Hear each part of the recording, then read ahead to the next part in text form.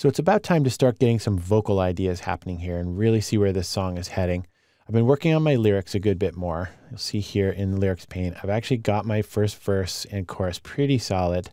I came up with a line for that spot. I actually realized it was right there in front of me the whole time. So that's pretty cool. The fact that my parents divorced and that song's about divorce and that was their first thing they sang when they were together is kind of ironic. And also that my son is Jude. So it's been comforting to me that that song exists in some weird way. Anyway, this is in my strange universe. So going on to the chorus, I've kind of filled that out a bit. And we've got 4 lines and it will end with write what you know, as I discussed earlier. So in a moment, we'll get some vocals happening here. You'll also notice that I comped together the verse guitar part into one solid unit that I liked, and I've copied it here to the second half of the verse and also to the intro for now. The guitar is really going to be a background texture, so I'm not too worried about it appearing repeated. So that's okay with me. And we've got the chorus, and I tracked some bass for the chorus as well. So we actually have a bass part.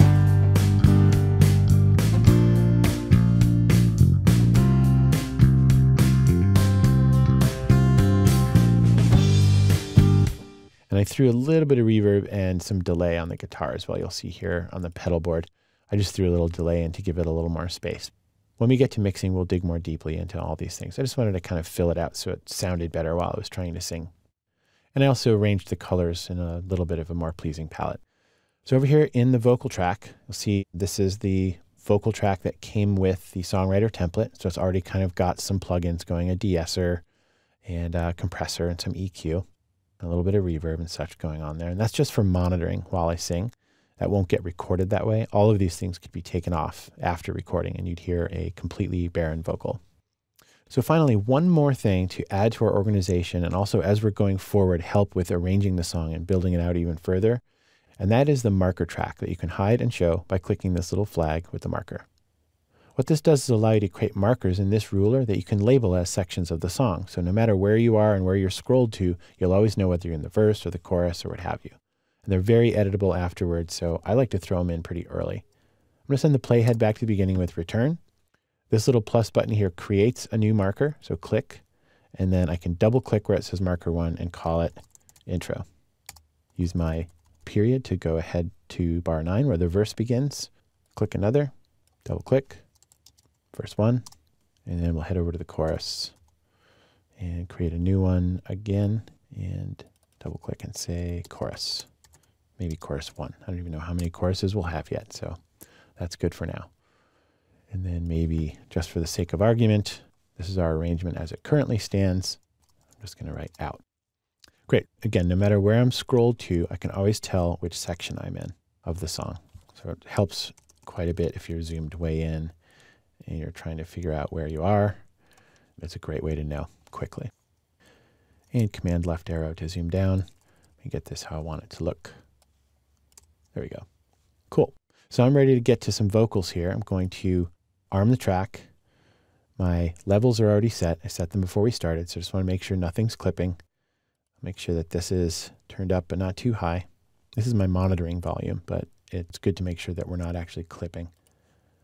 Okay, I'll send the playhead back to the beginning.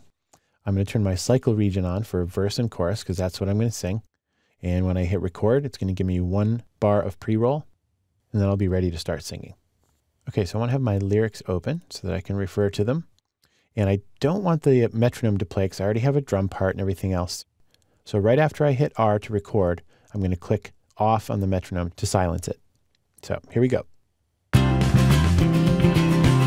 I was born in August of '69, and walked on the moon, and the kids at Woodstock ignored the lines. Only 1 year before, Mom and Dad sang Hey Jude in harmony. That old song about divorce has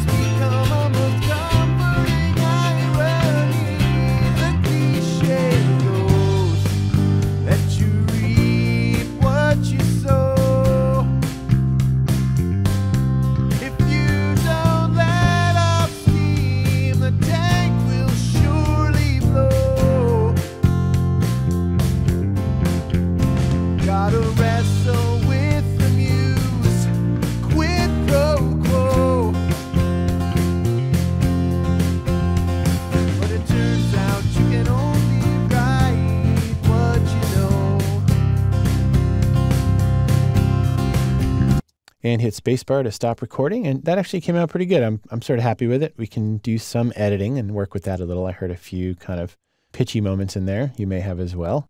But that's where some of Logic's other tools can come in to really help us out.